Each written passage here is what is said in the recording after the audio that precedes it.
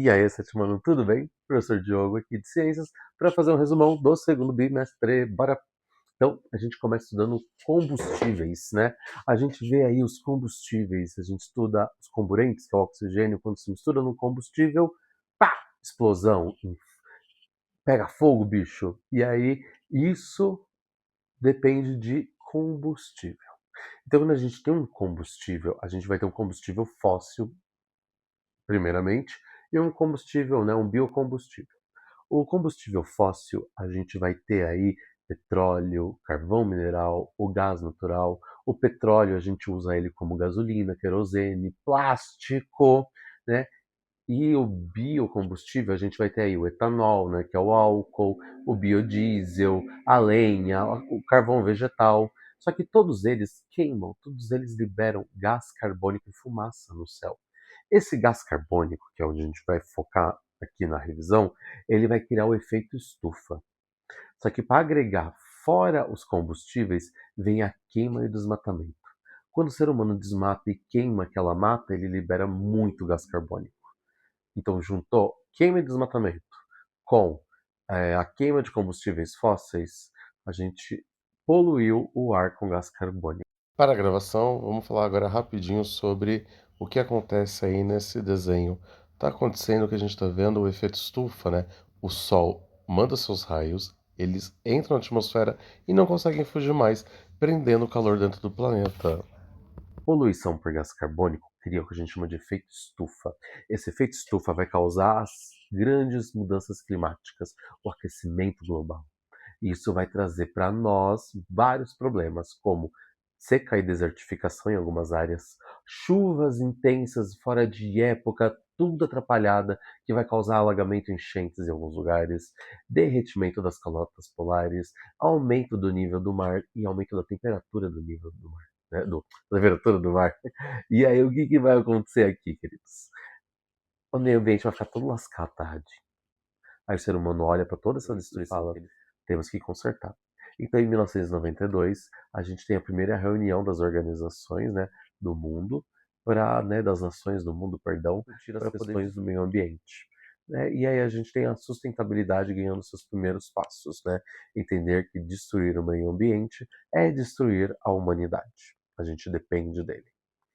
Ao longo do tempo foram tendo várias reuniões, né? E aí a sustentabilidade foi ganhando corpo e ela foi ganhando pautas, né? Então a gente tem as agendas de sustentabilidade, em cima delas a gente tem as três pautas: pautas ambientais, pautas sociais e econômicas. Ambiental é tudo aquilo que foca em preservar e conservar ou, né, reflorestar um ambiente natural. Então, reflorestamento, conservação de matas, conservação da vida marinha, né? Tudo isso entra em pauta ambiental. Bem como também, né, as ações de mitigação. São ações que a gente vai fazer que vai, querendo ou não, ainda causar um abalo ecológico, porém de forma pensada, consciente, que faça o menor impacto possível. Aí a gente vem com as pautas econômicas que vão gerar emprego, dinheiro, vai ter um agronegócio sustentável, novas tecnologias e, de novo, emprego. Né? E isso vai reverberar junto com as pautas ambientais no social. O meio ambiente cuidado, uma economia bem equilibrada, a nossa parte social vai ficar bem mais tranquila. Então, com a economia equilibrada, a gente pode diminuir e extinguir a fome, a gente vai ter o aumento do número de empregos, o aumento de escolaridade, a oferta de saúde para todos e também a questão de lazer e bem-estar, né? Viu como as pautas de sustentabilidade abrangem tudo que envolve o ser humano? Ela é muito importante, ela não é só meio ambiente, ela é meio ambiente, pauta social e pauta econômica. Voltando agora para o meio ambiente, a gente vai falar dos seres vivos que vivem lá e aqui também no ambiente urbano, tudo bom? E aí a gente começa dando os micro-organismos. Micro-organismos são seres vivos com uma única célula, ou seja, unicelular. Ah, mas eu vejo, você está vendo uma colônia de bactéria, né? Ah, o bichinho, não é bichinho, é uma colônia de bactérias. Bactérias pertencem ao reino Monera, o reino mais simples, né? E tem uma célula só, unicelular, e o DNA todo disperso dentro dele, todo bagunçado, parece a sua sala de aula. abafa. E aí a informação fica solta ali dentro. Diferente dos outros seres vivos, os outros, qualquer um outro, tá? Menos bactéria, todos os outros são eucariontes.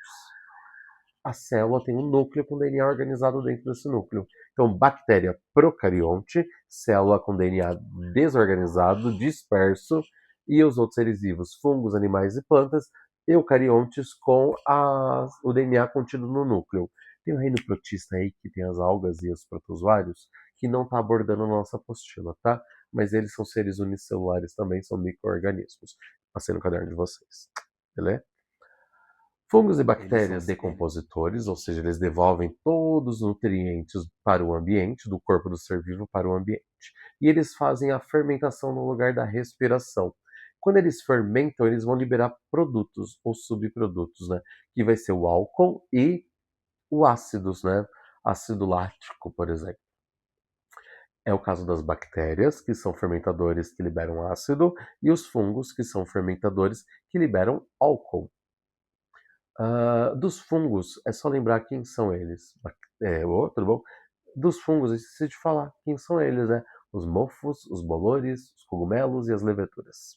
As bactérias, temos várias espécies de ser vivo que está muito abundante no nosso planeta, tem no ar, na água, na terra, tem até na boca de vulcão. Beleza? E aí, a gente vai falar dos fermentadores, decompositores. O ser humano aprende a manipulá-los para fazer alimento, né? É o que a gente chama de biotecnologia.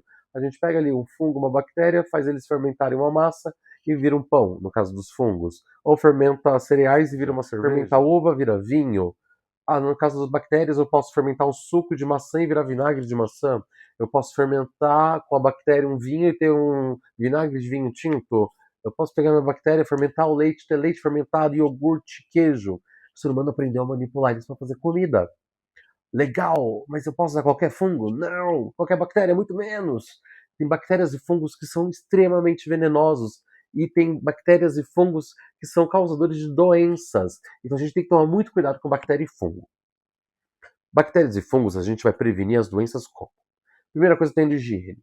A gente tem que escovar dente, a gente tem que tomar banho, a gente tem que lavar a mão antes de comer. Higiene pessoal é o básico. Depois a gente vem com a higiene alimentar. A gente tem que tomar cuidado aonde a gente está cozinhando, deixar tudo bem limpinho. E aquilo que a gente vai consumindo tem que estar também estéreo, né? É importante que seja estéreo. Então, ferver, cozer, fritar, assar o alimento é o jeito de esterilizar ele, matar os fungos e as bactérias. Mas é salada. Salada você vai lavar ela com hipoclorito em água, depois passar na água corrente para as bactérias e os fungos irem embora. Se o alimento vem da indústria, ele vem com conservantes. Ou ele pode passar por um método de conservação como a pasteurização. O nosso leite é pasteurizado.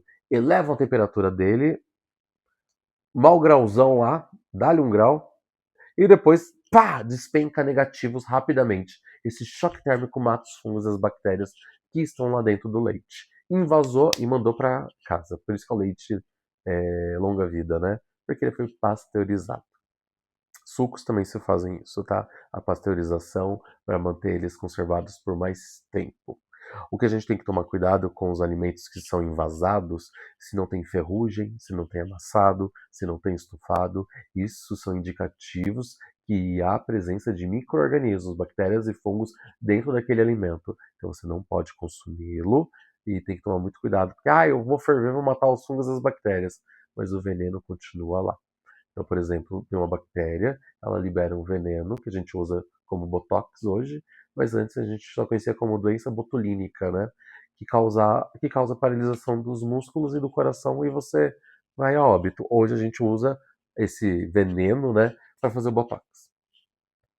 O ser humano é muito louco, né? E por fim, a gente tem que pensar também naquilo que a gente usa, né? A água. A água ela tem que vir tratada para casa. Ela não pode ter contaminação por esgoto. Então, o saneamento básico, junto com a higiene, e junto com a higiene, com a higiene pessoal e a higiene alimentar e a higiene do seu ambiente, vão trazer um ambiente com menos contaminantes possível.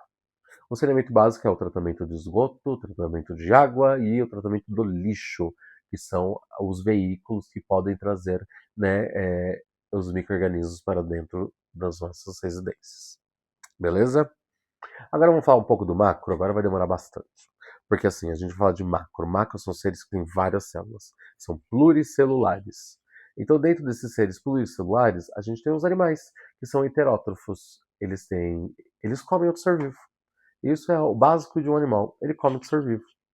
E aí a gente vai ter ele dividido em invertebrados e vertebrados, tá? Essa divisão é genérica, tá? Ela não é tão biológica, tá? Na biológica a gente vai ter 9 filos, que vão ser dos filos dos invertebrados do porífero até equinodermata.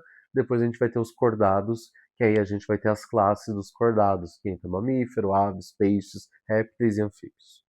Vamos começar a falar dos invertebrados, então, os filos de invertebrados. Invertebrado, a gente vai ter os poríferos, que são seres super simples. Eles não têm nenhum sistema de órgãos. O que acontece? Porífero. Pori significa poros, buracos. Então são seres animais que têm um corpo esburacado e a água vai passar por dentro desses buracos e eles capturam o alimento célula por célula. Aí a gente vai ter evolução para os quinidários. Os quinidários são as águas vivas, as caravelas, as hidras, os corais. Eles têm uma célula específica chamada quinidócito, que injeta veneno na presa ou para se defender. Geralmente está nos tentáculos, tá? Então tem que tomar muito cuidado, que esse veneno pode levar ao... Esses seres vivos, água-vivas, né, enfim, os seus parentes aí, eles já têm um sistema nervoso bem simples e conseguem identificar calor, presença de luz e o sistema digestório incompleto. Só tem a boca de entrada e a boca para saída. Agora vamos para os vermes. Plateumintos e nematelmintos. Plateumintos significa que é um verme de corpo achatado. É o caso das solitárias. São seres vivos que ainda têm um sistema digestório incompleto, têm um sistema nervoso ok até, já começa, né, a ter uma noção, mas eles já têm tegumento, então eles vão ter uma massa corpórea. Os nematelmintos, eles já vão ter o sistema digestório completo, boca, ânus. Eles já vão ter um tegumento e um desenvolvimento de musculatura. E eles são cilíndricos. O que esses dois seres têm em comum? A forma de transmissão. Vermes são transmitidos ou pela água, então saneamento básico importantíssimo, ou por comida. Cuidado com a comida. Ferver carnes, principalmente de porco e de boi, é muito importante, porque é onde os vermes, que nem as solitárias, né, se transmitem, né? Elas passam de um corpo para o outro.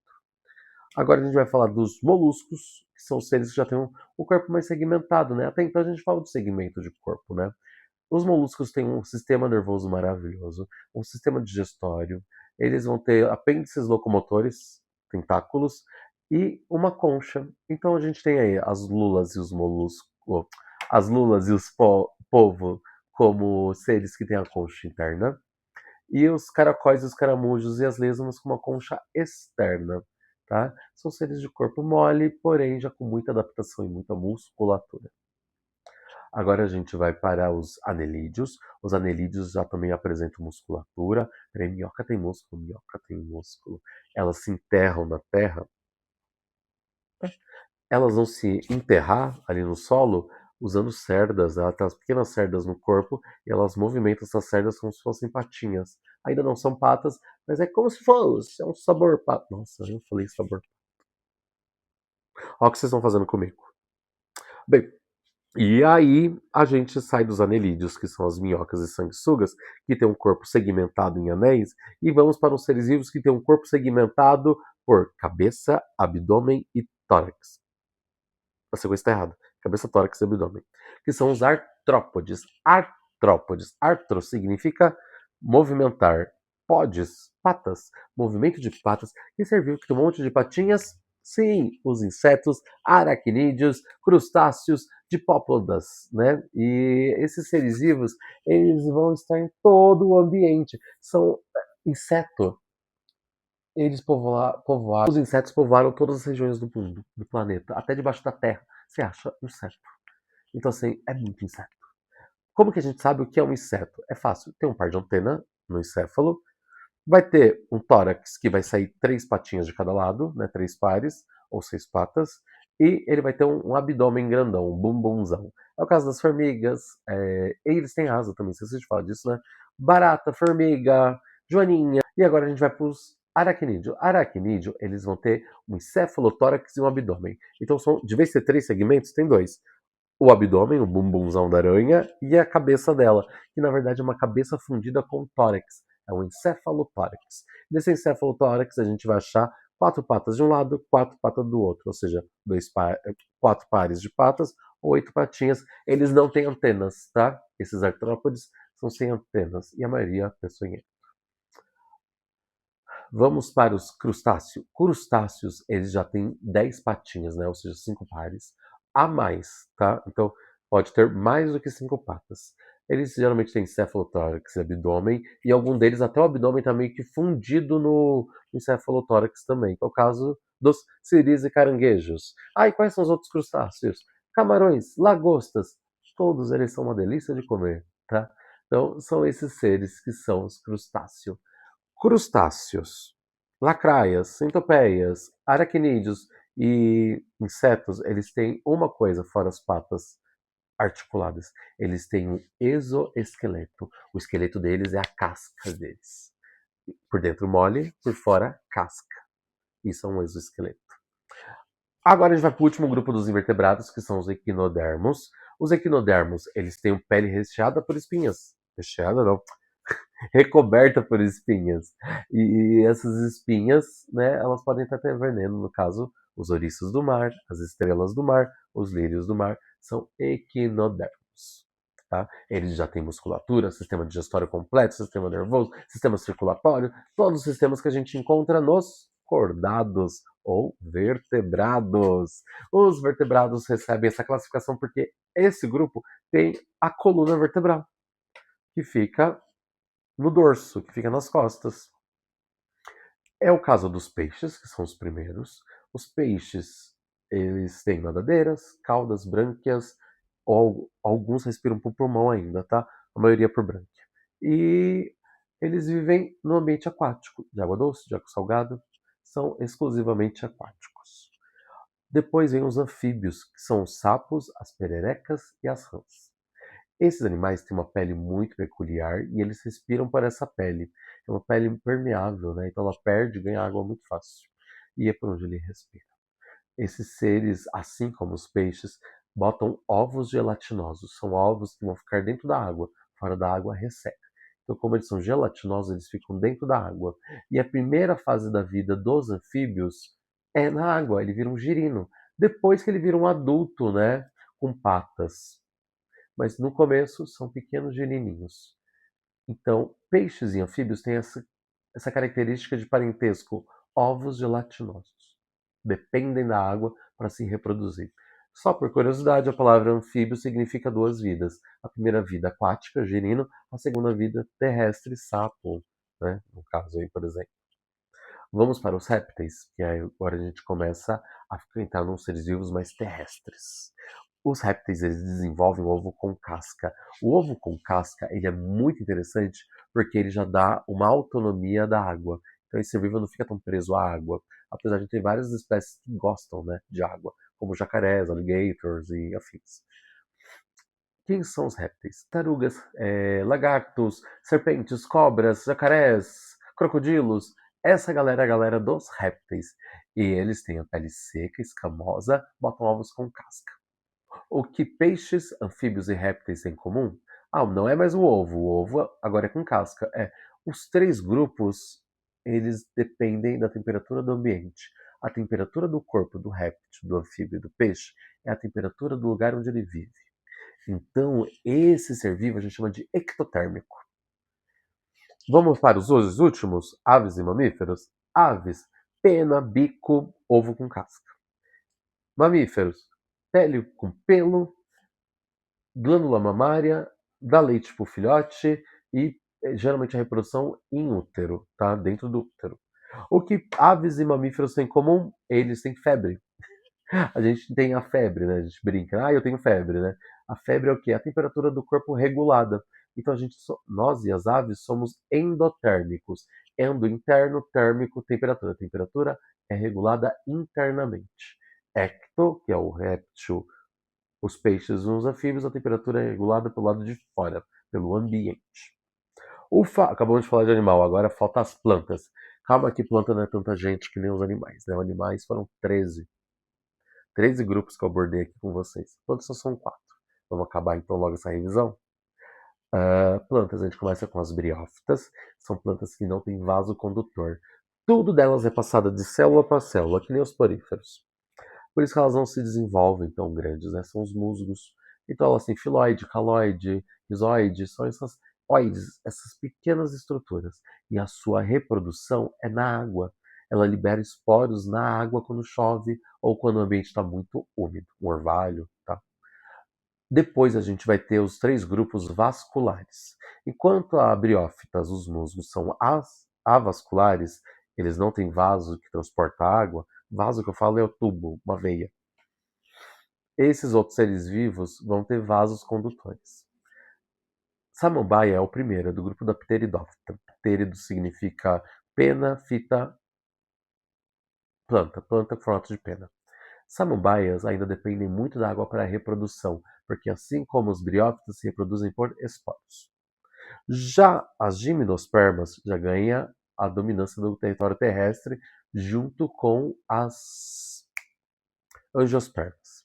Gimnosperma significa gimno, nu, esperma, semente. Semente nua, semente sem fruto.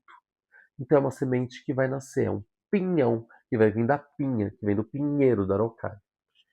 Já as angiospermas são sementes escondidas. Anjo escondido, esperma, semente. Semente escondida dentro da fruta. Então, angiospermas são plantas com frutas e flores. A maioria que dominou o ambiente terrestre. Estamos acabando. Agora vamos entender a importância das plantas. As plantas são importantes por quê? A planta é tão importante. A planta regula o clima do planeta. As plantas são responsáveis pela maior parte da chuva do planeta. Né? A gente recebe chuva da Amazônia. Lá, do norte do Brasil. Vem para aqui no sudeste. Chuva, água, nuvem, loucura. Tudo bom. E elas também promovem, né, um ambiente com uma temperatura mais equilibrada, o que permite a decomposição da matéria, permite que fungos e bactérias atuem de uma forma mais acelerada, adubando a terra. Então, todo o meio ambiente depende dos vegetais, depende das plantas hoje, tá? É uma evolução de mão dadas, tá? Ufa, gente, eu espero ter conseguido explicar tudo para vocês, tá? No Basicão foi tudo isso. Um grande beijo, tchau!